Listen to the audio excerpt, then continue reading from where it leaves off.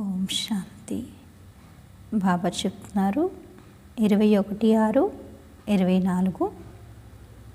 మధురమైన పిల్లలు, దేవతలుగా అయ్యేందుకు ముందు మీరు తప్పకుండా బ్రాహ్మణులుగా అవ్వాలి. బ్రహ్మముఖ సంతానమే సత్యమైన బ్రాహ్మణులు. వారు రాజయోగపు చదువు ద్వారా దేవతలుగా అవుతారు అని చెప్తున్నారు బాబా.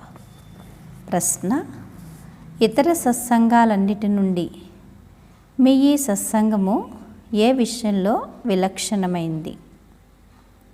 జవాబు: ఇతర సత్సంగాల్లో ఎటువంటి లక్ష్యము ఉండదు.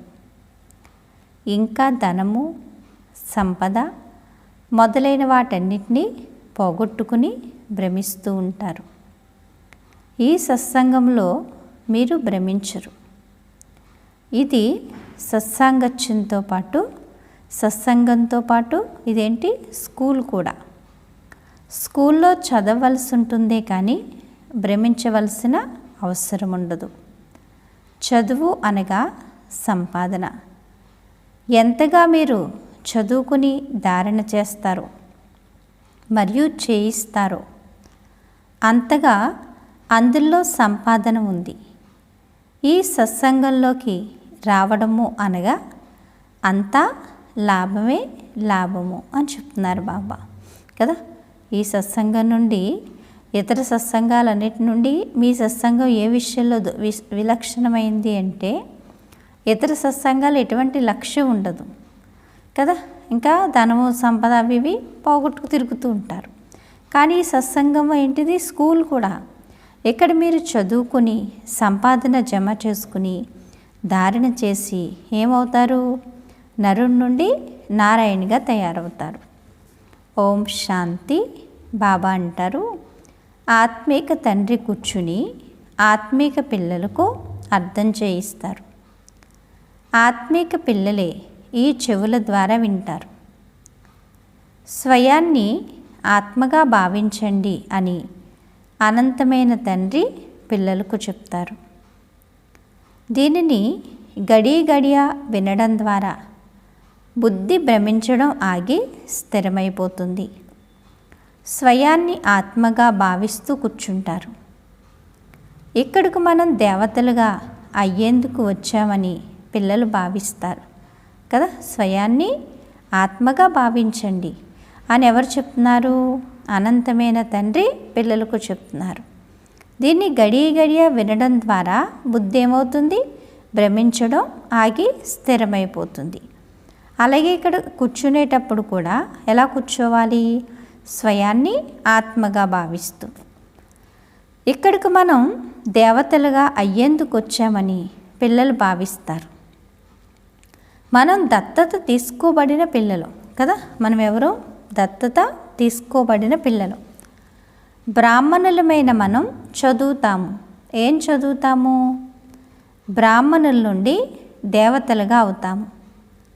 ఎవరైనా పిల్లలు కాలేజీలోకి వెళ్ళినప్పుడు తామిక చదువుకొని ఇంజనీర్గా లేక డాక్టర్ మొదలైన వారిగా అవుతామని వారు భావిస్తారు కదా.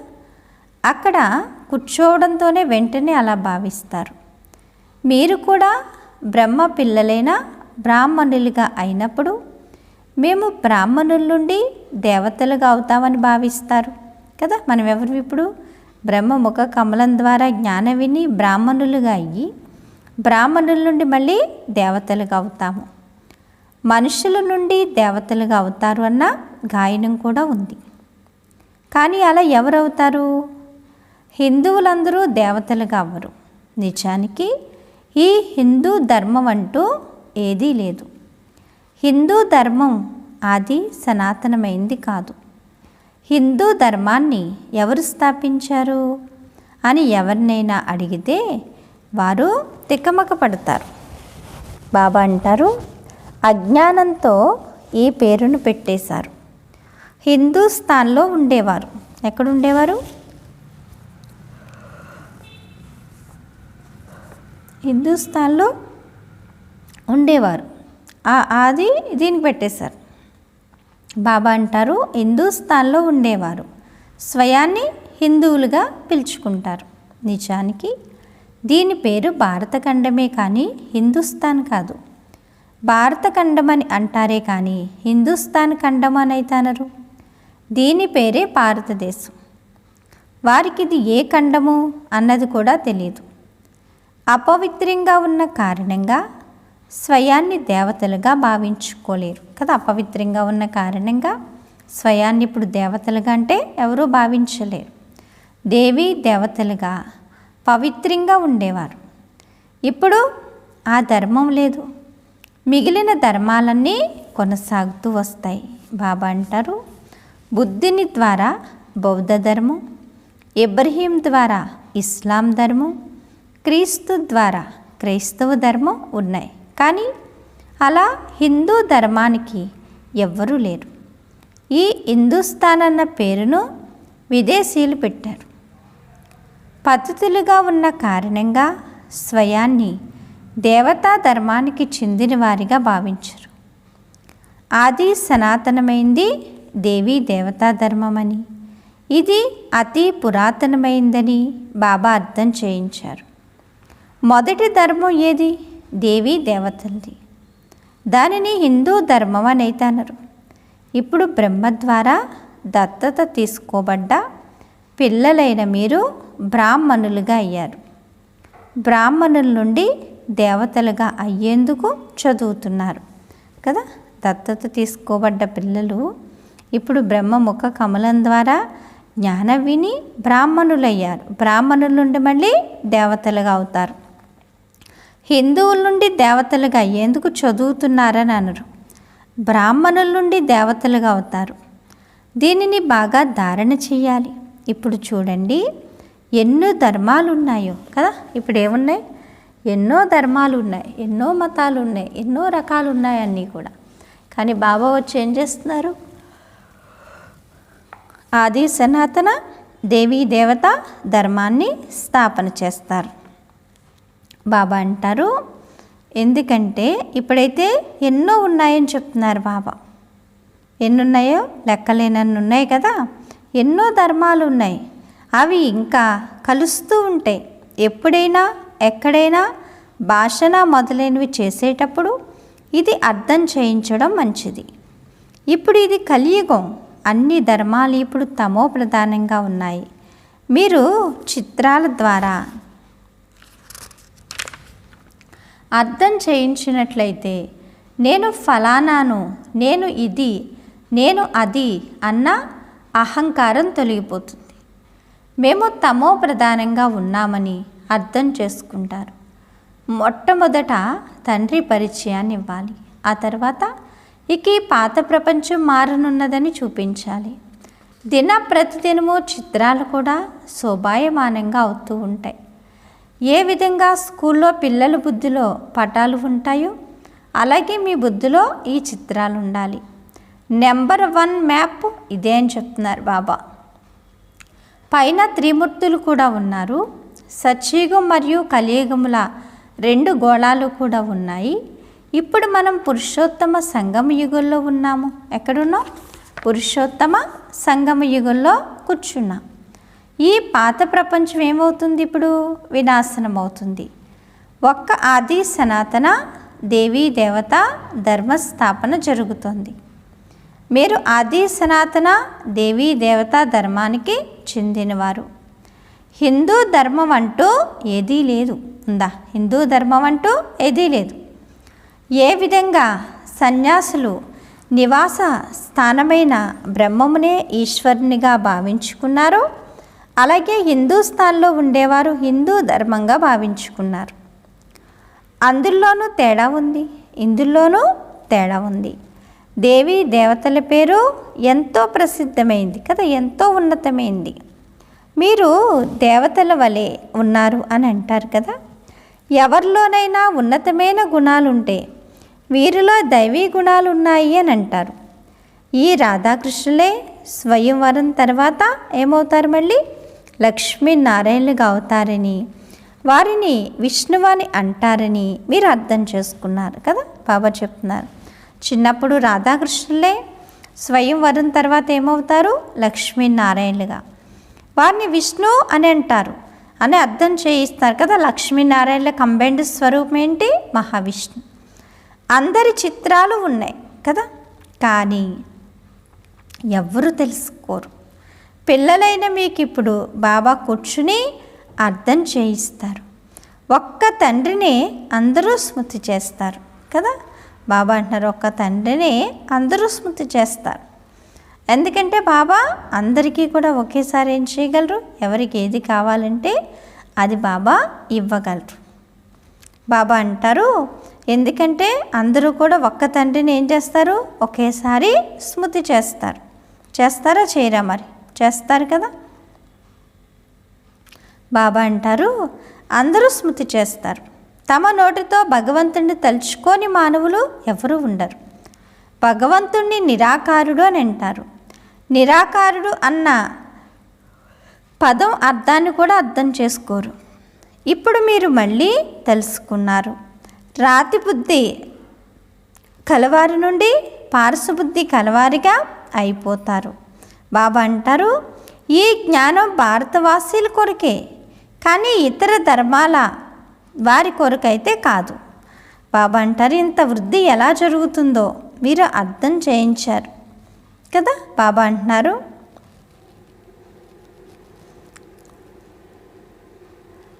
ఇతర ఖండాలు కూడా వచ్చాయి. బాబా అంటారు ఇంత వృద్ధి ఎలా జరుగుతుందో మీరు అర్థం చేయించవచ్చు.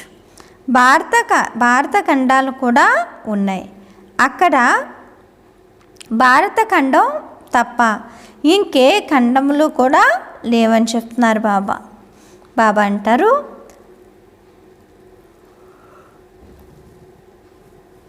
ఇప్పుడు ఆ ఒక్క ధర్మమే లేదు కదా, మిగతా ధర్మాలన్నీ ఉన్నాయి. ఏ ధర్మం లేదు? ఆది సనాతన దేవీ దేవత ధర్మం. మిగిలినవన్నీ ఉన్నాయి. మర్రి వృక్షం ఉదాహరణ ఖచ్చితంగా ఉంది. ఆది సనాతన దేవీ దేవత ధర్మపు పునాది లేదు, మిగిలిన వృక్షమంతా ఉంది. కావున ఆది సనాతన దేవీ దేవత ధర్మం ఉండేదే కానీ హిందూ ధర్మం కాదు కదా అని అంటారు. బాబా చెప్తున్నారు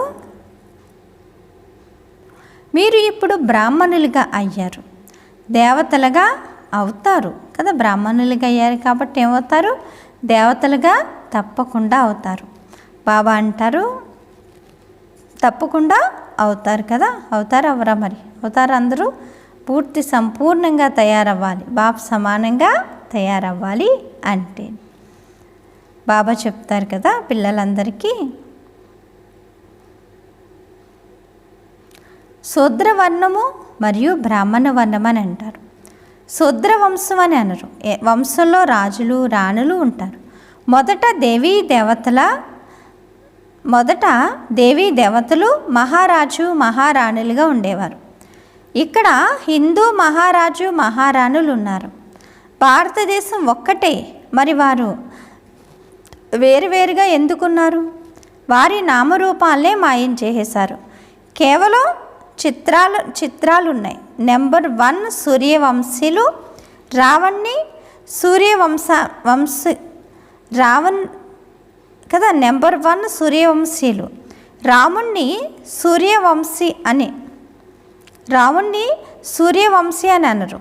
ఇప్పుడు మీరు సూర్యవంశీలుగా అయ్యేందుకు వచ్చారే కానీ చంద్రవంశీలుగా అయ్యేందుకు కాదు.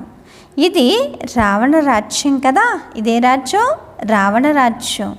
బాబా అంటారు ఈ రావణ రాజ్యంలో పిల్లలు ఏమవ్వాలి? రామరాజ్యానికి చెందిన వారిగా తయారవ్వాలి. తయారవుతారా? మరి ఇంకా కొంచెం ఆలస్యం ఉంది బాబా, ఆలోచిస్తాము కదా, కాసేపు కూర్చోండి అని చెప్తారా? చెప్పండి మరి, చెప్తారా? ఇప్పుడు మీరు సూర్యవంశీలుగా అయ్యేందుకు వచ్చారే కానీ చంద్రవంశీలుగా అయ్యేందుకు కాదు. ఇది రాజయోగం కదా. మేము ఈ లక్ష్మీనారాయణలా అవుతాము అని బుద్ధిలో ఉంది. బాబా మనల్ని మహారాజు మహారాణిలుగా తయారు చేసేందుకు చదివిస్తున్నారని మీ మనసులో ఎంతో సంతోషం ఉంటుంది. ఇదే సత్యనారాయణి సత్యమైన కథ. బాబా అంటారు ఇంతకుముందు జన్మాంతరాలు మీరు సత్యనారాయణ కథను వినేవారు, కానీ అవి సత్యమైన కథలేమీ కావు. భక్తి మార్గంలో ఎప్పుడూ మనుషుల నుండి దేవతలుగా అవ్వలేరు.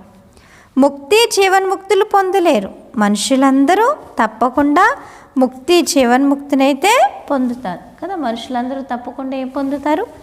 ముక్తి జీవన్ముక్తినైతే పొందుతారు. ఇప్పుడు అందరూ బంధనంలో ఉన్నారు. మీ నుండి ఏదైనా ఆత్మ ఈ సమయంలో వచ్చినా జీవన్ముక్తిలోకి వస్తుందే కానీ జీవన బంధంలోకి అయితే రాదు అని చెప్తున్నారు బాబా. బాబా అంటారు, సంగమ సమయం జీవన్ముక్తిలోకి, సగం సమయం జీవన్ముక్తిలోకి, సగం సమయం జీవన బంధంలోకి వస్తుందే కానీ జీవన బంధంలోకి అయితే కాదు. బాబా అంటారు, సగం సమయం జీవన్ముక్తిలోకి, సగం సమయం జీవన బంధంలోకి వెళ్తుంది కదా. ఉన్నది కొంచెమే సమయం, అది మళ్ళీ సగం దాంట్లోకి సగం దీంట్లోకి వెళ్తుందట. ఈ ఆట రచింపబడి ఉంది. ఈ అనంతమైన ఆటలో మనమందరం నటులు పాత్రను అభినయించేందుకే ఇక్కడికి వస్తాము అని చెప్తున్నారు బాబా. బాబా అంటారు, ఆత్మలైన మనం ఇక్కడి నివాసులం కాము. ఏ విధంగా వస్తాము అన్న ఈ విషయాలన్నింటినీ కూర్చుని అర్థం చేయిస్తారు కదా. అర్థం చేసుకోవాలా, అర్థం చేసుకోకర్లేదా అనే విషయాలని అర్థం చేసుకోవాలి కదా. బాబా చెప్తున్నారు, ఎందుకంటే పిల్లలైన మీకు మొదటి నుండి చివరి వరకు మొత్తం ప్రపంచ చరిత్ర భూగోళాలన్నీ బుద్ధిలో ఉన్నాయి. పైన కూర్చుని అనంతుడైన తండ్రి ఏం చేస్తారు అన్నది ఏమీ తెలియదు. కావనే వారిని తుచ్చబుద్ధి కలవారు అని అంటారు. మీరు కూడా తుచ్చబుద్ధి కలవారిగా ఉండేవారు. ఇప్పుడు తండ్రి మీకు రచయిత మరియు రచనల ఆది మధ్యంతరాల రహస్యాన్ని అర్థం చేయించారు. పేదవారు సాధారణులు అయిన మీరు అన్నీ తెలుసుకున్నారు. మీరు స్వచ్ఛబుద్ధి కలవారు. స్వచ్ఛమైన వారని పవిత్రులనే అంటారు. అపవిత్రులు తుచ్చబుద్ధి కలవారు. మీరు ఇప్పుడు ఏ విధంగా తయారవుతున్నారో చూడండి. స్కూల్లో కూడా చదువు ద్వారా ఉన్నత పదవిని పొందగలరు కదా. చదువు ద్వారా ఉన్నతమైన పదవిని అయితే, ఎందుకంటే బాబా ఏం చెప్తున్నారు, ఇప్పుడు పిల్లలు ఎలా చేయాలి, బాగా చదువుకోవాలి, అప్పుడే నెంబర్ 1గా ఏమవుతారు, తయారవుతారు అని చెప్తున్నారు బాబా.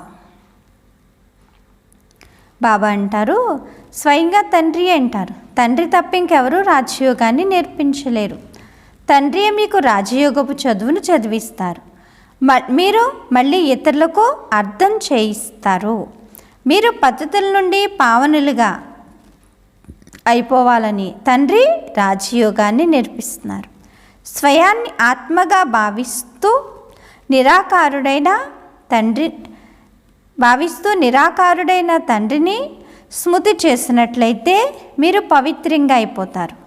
మరియు చక్రాన్ని తెలుసుకోవడం ద్వారా సత్యయుగులు చక్రవర్తులుగా అవుతారు. ఇది అర్థం చేయించడం చాలా సహజం కదా. ఈ విషయాలన్నీ కూడా అర్థం చేయించడం చాలా ఏంటంటున్నారు బాబా, చాలా సహజం కదా ఈ విషయాలన్నింటినీ. ఇప్పుడు దేవతా ధర్మానికి చెందిన వారు ఎవ్వరూ లేరు. అందరూ ఇతర ధర్మాల్లోకి బదిలీ అయిపోయారు. మీరు ఎవరికైనా అర్థం చేయించేటప్పుడు మొట్టమొదట తండ్రి పరిచయాన్ని ఇవ్వండి. ఇతర ధర్మాల్లోకి ఎంతమంది వెళ్ళిపోయారో తండ్రి అర్థం చేయిస్తారు. బౌద్ధులుగా, ముస్లాంలా మొదలైన వారిగా ఎందరో బదిలీ అయిపోయారు. ఖడ్గం భక్తికి కదా బాబా చెప్తున్నారు, ఖడ్గం భక్తికి భయపడి లోపల ఉంటుంది కదా. బాబా అంటారు, ఎందుకు ఖడ్గం శక్తికి భయపడి కూడా ముస్లాంలకు బదిలీ అయ్యారు. బౌద్ధులుగా కూడా ఎందరో అయ్యారు. ఒక్కసారి భాషణ చేసే వేలాది మంది బౌద్ధులుగా అయిపోయారు. క్రైస్తవులు కూడా ఆ విధంగా కదా, క్రైస్తవులు కూడా ఈ విధంగా వచ్చి భాషణ చేస్తారు. ఈ సమయంలో జనాభా అందరికన్నా ఎక్కువగా వారిదే ఉంది. బాబా అంటారు, క్రైస్తవులు కూడా ఈ విధంగా వచ్చి భాషణ చేస్తారట. ఈ సమయంలో అందరికన్నా ఎక్కువ వాళ్ళదే ఉంది. కావున ఇప్పుడు పిల్లలైన మీ బుద్ధిలో మొత్తం సృష్టి చక్రం అంతా తిరుగుతూ ఉంటుంది. కావునే మీరు స్వదర్శన చక్రధారులని బాబా అంటారు. స్వదర్శన చక్రాన్ని విష్ణువుకు చూపిస్తారు. విష్ణువుకు ఎందుకు చూపిస్తారో మనుషులకు తెలియదు. బాబా చెప్తారు, స్వదర్శన చక్రధారి అని కృష్ణుణ్ణి లేక నారాయణ్ణి అంటారు. బాబా అంటారు కదా, బాబా చెప్తున్నారు ఈ స్వదర్శన చక్రం కదా, ఈ స్వదర్శన చక్రం బ్రాహ్మణులైన మీ కొరకే ఉంది. బాబా అంటారు కదా, ఎవరి కోసం ఉంది? మన కోసమే ఉందంటున్నారు బాబా. బాబా చెప్తున్నారు స్వదర్శన చక్రధారీలుగా అయ్యి చక్రవర్తి ఏమవ్వాలి కదా, చక్రవర్తి రాశులుగా అవ్వాలి. బాబా అంటారు వారి ఇరువుకి ఉన్న సంబంధం ఏమిటో కూడా అర్థం చేయించారు. ఈ ముగ్గురు ఒక్కరే. నిజానికి స్వదర్శన చక్రం బ్రాహ్మణులైన మీ కొరకే ఉంది. స్వదర్శన చక్రధారీలుగా అయ్యి కదా, బాబా అంటారు స్వదర్శన చక్రధారీల జ్ఞానం ద్వారా అవుతారు. అంతేకాని స్వదర్శన చక్రం ఉన్నది చూపించేందుకో లేక కోసేందుకో కాదు. ఇవి బాబా అంటారు ఇవి జ్ఞాన విషయాలు. మీ ఈ జ్ఞాన చక్రం ఎలా తిరుగుతూ ఉందో అంతగా మీ పాపాలు భస్మం అవుతాయి. అంతేకాక తల నరుక్కోవలసిన విషయమేమీ లేదు. బాబా చెప్తారు చక్రం హింసాయుక్తమైనదేమీ కాదు. ఈ చక్రం అయితే మిమ్మల్ని అహింసకులుగా తయారు చేస్తుంది. ఎక్కడి విషయాన్ని ఎక్కడి వరకు తీసుకువెళ్ళారు? ఒక తండ్రి కదా, ఎక్కడి విషయాన్ని వారు ఎక్కడి వరకు తీసుకెళ్ళిపోయారు? బాబా అంటారు అక్కడ తండ్రి కదా. బాబా ఏం చెప్తున్నారు? ఒక్క తండ్రి తప్ప వీటిని ఇంకెవరూ అర్థం చేయించలేరు. బాబా తప్పించి ఈ విషయాన్ని ఇంకెవరు కూడా చెప్పలేరు. బాబా అంటారు మధురాతి మధురమైన పిల్లలకు మీకు అపారమైన సంతోషం ఉంటుంది. ఏముంటుంది? అపారమైన సంతోషం ఉందా? మరి పూర్తిగా కొంచెం ఉండి కొంచెం లేకపోవడం అలా ఉంటుందా? మనం ఒక ఆత్మని ఇప్పుడు మీరు అర్థం చేసుకున్నారు. మొదట మీరు స్వయం ఆత్మ అన్నది కూడా మర్చిపోయి ఇంటిని కూడా మర్చిపోయారు. ఆత్మను ఆత్మనే అంటారు, కానీ పరమాత్మనైతే రాయి రప్పంలో ఉన్నాడు అని అనేశారు. ఆత్మల తండ్రిని ఎంతగా గ్లాని చేశారు? మళ్ళీ తండ్రి వచ్చి ఆత్మలకు జ్ఞానాన్ని ఇస్తారు. ఆత్మలు రాయి రప్పంలో కణకణంలోనూ ఉన్నాయి అని ఎప్పుడూ అనరు. జంతువుల విషయమే లేదు. బాబా అంటారు చదువు మొదలైనవి మనుషులే నేర్చుకుంటారు. మేము ఇవన్నీ కదా ఏం చెప్తున్నారు బాబా? మేము ఇన్ని జన్మలు ఈ విధంగా అయ్యాము అని ఇప్పుడు మీరు అర్థం చేసుకున్నారు అంటున్నారు బాబా. బాబా చెప్తున్నారు 84 జన్మల్ని ఏం చేశారు? ఇప్పుడు పూర్తి చేస్తున్నారు కదా. ఏం చేశారు? ఇప్పుడు 84 జన్మల్ని పూర్తి చేశారు. అంతేకాని 84 లక్షల జన్మలంటూ ఏమీ లేదు. మనుషులు ఎంతో అజ్ఞాన అంధకారంలో ఉన్నారు. కావన్నే జ్ఞానసూర్యుడు ప్రకటితమయ్యాడు అని అంటారు. అర్ధకల్పం ద్వాపర కలియుగాల్లో అంధకారం ఉంది. అర్ధకల్పం సత్య త్రేతాయుగాల్లో ప్రకాశం ఉంటుంది. ఇది సంగం. బాబా చెప్తున్నారు ప్రకాశం ఉంటుంది. ఇది పగలు మరియు రాత్రి. ఇది ప్రకాశం మరియు అంధకారముల యొక్క జ్ఞానం. ఇది అనంతమైన విషయం కదా. బాబా అంటారు అర్ధకల్పం అంధకారంలో ఎన్నో ఎదురు దెబ్బలు తిన్నారు. ఎంతగానో భ్రమించడం జరుగుతుంది. స్కూల్లో చదవడాన్ని భ్రమించడం అనేది అన్నారు కదా. సత్సంగాల్లో మనుషులు ఎంతగానో భ్రమిస్తూ ఉంటారు. సంపాదన ఏమీ ఉండదు. ఇంకా ఏమవుతుంది? నష్టమే వాటిల్లుతుంది. బాబా అంటారు ఇంకా నష్టమే కలుగుతూ ఉంటుంది. కావుననే దాన్ని భ్రమించడం అని అంటారు. భ్రమిస్తూ ధనము సంపద మొదలైన వాటన్నిటినీ పోగొట్టుకుని నిరుపేదలుగా అయిపోయారు. ఇప్పుడు ఈ చదువులో ఎవరు ఎంతగా బాగా ధారణ చేస్తారో మరియు చేయిస్తారో అంతగా అందులో లాభమే కలుగుతుంది. బ్రాహ్మణులుగా అయిపోతే ఇక అందులో అంతా లాభమే లాభం. బ్రాహ్మణులైన మనమే స్వర్గాధిపతులుగా అవుతామని మీకు తెలుసు. స్వర్గవాసులుగా అయితే అందరూ అవ్వరు. స్వర్గవాసులుగా అయితే అందరూ అవుతారు, కానీ మీరు అందులో ఉన్నత పదవిని పొందేందుకే పురుషార్థం చెయ్యాలి అని చెప్తున్నారు బాబా కదా. ఇప్పుడు ఇది మీ అందరి వానప్రస్థ అవస్థ. బాబా మిమ్మల్ని వానప్రస్థంలోకి లేక పవిత్ర ప్రపంచంలోకి తీసుకువెళ్ళండి అని మీరు స్వయం అంటారు. అది ఆత్మల పరంధామం కదా. బాబా అంటారు,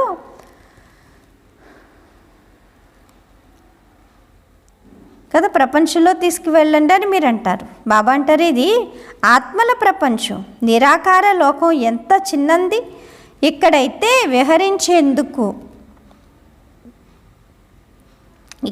వివరించేందుకు ఎంత పెద్ద భూమండలం ఉంది. అక్కడ ఈ విషయం ఉండదు. శరీరం కూడా చిన్నదిగా కదా, శరీరం ఎలా ఉంటుంది, చాలా చిన్నదిగా ఉంటుంది అంటున్నారు. పాత్ర ఉండదు కదా. ఆత్మలు నక్షత్రాల వలె నిల్చుని ఉన్నాయి. ఇది ప్రకృతి కదా. బాబా అంటారు కదా, తమ ఆయుధాలపై సహజ సిద్ధంగా నిలిచి ఉంటుంది అని చెప్తున్నారు బాబా కదా. బాబా ఏం చెప్తున్నారు పిల్లలకి, ఆత్మలు కూడా బ్రహ్మతత్వంలో తమ ఆధారంపై సహజంగా నిలిచి ఉంటాయి కదా, నిలిచి ఉంటాయని అంటారు. అచ్చా, మధురాతి మధురమైన ఆత్మీక పిల్లలకు మాతాపిత బాప్దాదాల ప్రియ స్మృతులు మరియు గుడ్ మార్నింగ్. ఆత్మీక పిల్లలకు ఆత్మీక తండ్రి యొక్క నమస్తే నమస్తే. ధారణ కొరకు ముఖ్య సారం ఫస్ట్ పాయింట్, జ్ఞానస్మరణ చేస్తూ స్వదర్శన చక్రధారీలుగా అవ్వాలి. స్వదర్శన చక్రాన్ని తిప్పుతూ పాపాలను తొలగించుకోవాలి. డబల్ అహింసకులుగా అవ్వాలి. సెకండ్ పాయింట్, మీ బుద్ధిని స్వచ్ఛంగా పవిత్రంగా చేసుకుని రాజయోగ చదువును చదవాలి మరియు ఉన్నత పదవిని పొందేందుకు మేము సత్యనారాయణ సత్యమైన కథను వింటూ మనుషుల నుండి దేవతలుగా అవుతాము కదా. బాబా చెప్తున్నారు, మీ హృదయంలో కదా. బాబా ఏం చెప్తున్నారు పిల్లలకి, సత్యమైన కథను వింటూ మనుషుల నుండి దేవతలుగా అవుతారు అని మీ హృదయంలో ఇదే సంతోషంలో ఉండాలి. వరదానము, మనస్సు బుద్ధిని ఆర్డర్ ప్రమాణంగా విధిపూర్వకంగా కార్యంలో వినియోగించే నిరంతర యోగి భవ అని చెప్తున్నారు బాబా. నిరంతర యోగిగా అనగా స్వరాజ్య అధికారిగా అయ్యేందుకు విశేష సాధనం ఏంటి? విశేష సాధనం మనస్సు మరియు బుద్ధి. మంత్రం కూడా మన్మనాభావానే ఉంది. యోగాన్ని బుద్ధి యోగం అని అంటారు. కావున ఒకవేళ ఈ విశేష ఆధార స్తంభం మీ అధికారంలో ఉన్నట్లయితే అనగా ఆర్డర్ ప్రమాణంగా ఉన్నట్లయితే విధిపూర్వకంగా కార్యం చేస్తారు. ఏ సంకల్పాన్ని ఎప్పుడు చెయ్యాలనుకుంటే అప్పుడు చెయ్యాలి కదా. బాబా అంటారు కదా, అప్పుడు చెయ్యాలి. బాబా చెప్తారు, బుద్ధిని ఎక్కడ పెట్టాలనుకుంటే అక్కడ పెట్టగలగాలి.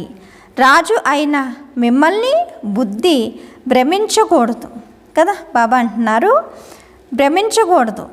ఇది విధిపూర్వకంగా కార్యాన్ని చెయ్యాలి.